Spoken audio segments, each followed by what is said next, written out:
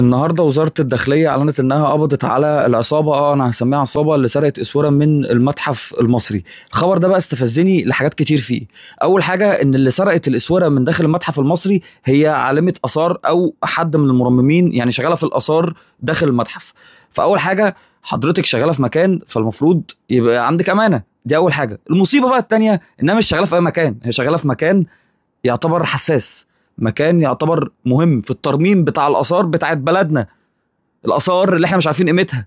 الحاجه الثالثه ان انت المفروض بني ادمه متعلمه، يعني عارفه قيمه اللي معاكي، يعني عارفه قيمه اللي انت بتسرقيه.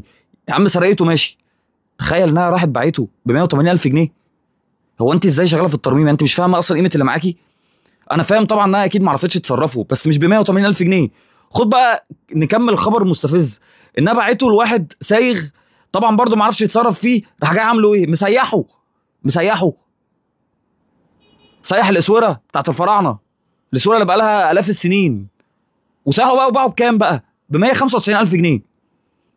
يعني تخيل كل ده عشان 195,000 جنيه، وهو كسب 15,000 جنيه كل ده. والمفروض ان دي واحده متعلمه، يعني مش واحده جاهله، عارفه قيمه اللي معاها وشغاله في المجال بتاع الاثار. ازاي؟ مش فاهم. خبر مستفز بكل تفاصيله. يعني حتى خلاص هو اتقبض عليهم، هنعمل ايه يا فرحتي؟ اتقبض عليهم، هنعمل ايه؟ الاسوره خلاص اتسيحت، هنعمل ايه؟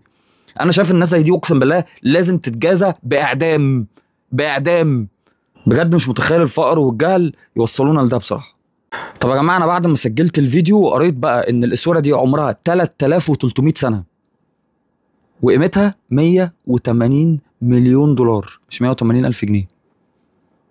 حسبي والله ونعم الوكيل فيك يا بنت الشرموفرز.